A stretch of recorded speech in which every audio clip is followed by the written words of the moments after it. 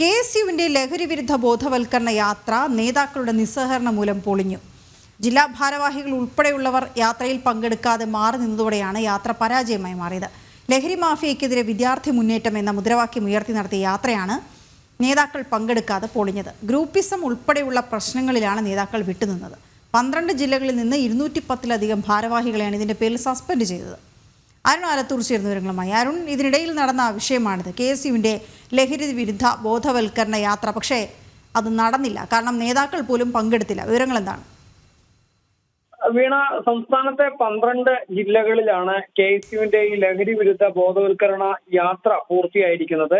ലാസ ലഹരി മാഫിയയ്ക്കെതിരെ വിദ്യാർത്ഥി മുന്നേറ്റം എന്ന മുദ്രാവാക്യം ഉയർത്തിക്കൊണ്ടായിരുന്നു ഇവർ യാത്ര സംഘടിപ്പിച്ചത്. എന്നാൽ മിക്ക ജില്ലകളിലും ജില്ലാ ഭാരവാഹികൾ ഉൾപ്പെടെ പരിപാടിയിൽ പങ്കെടുക്കാതിരുന്നതോടെ യാത്ര പൊളിയുകയായിരുന്നു എന്നുള്ളതാണ്. 12 ജില്ലകളിലായി 210-ലധികം ഭാരവാഹികളാണ് യാത്രയിൽ പങ്കെടുക്കാതിരുന്നിരിക്കുന്നത്. ഇവരെ സസ്പെൻഡ് ചെയ്തതായി അറിയിച്ചുകൊണ്ടാണ് ഇപ്പോൾ സംസ്ഥാന ജനറൽ സെക്രട്ടറി ഒരു കുറിപ്പ് പുറത്തിറക്കിയിരിക്കുന്നത്.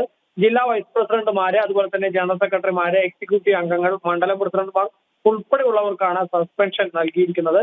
കാസർഗോഡ്, കോഴിക്കോട് ജില്ലകളിൽ 30 പേരെയും, കണ്ണൂർ 17 പേരെയും, വയനാട് 45 പേരെയും, മലപ്പുറത്ത് 40 പേരെയും, പാലക്കാട് 18 പേരെയും, തൃശ്ശൂരിൽ 12 പേരെയുമാണ് സസ്പെൻഡ് ചെയ്തിരിക്കുന്നത്. മറ്റു ജില്ലകളിലും നടപടിയെടുത്തവരുടെ എണ്ണം യാത്ര ഇന്ന് സമാപിക്കുന്നതോടെ പുറത്തുവരുമെന്നാണ് മനസ്സിലാക്കാൻ സാധിക്കുന്നത്. കഴിഞ്ഞ 11-ന് കാസർഗോഡ് നിന്നും ആരംഭിച്ച യാത്ര ഇന്ന് തിരുവനന്തപുരത്താണ് സമാപിക്കുക.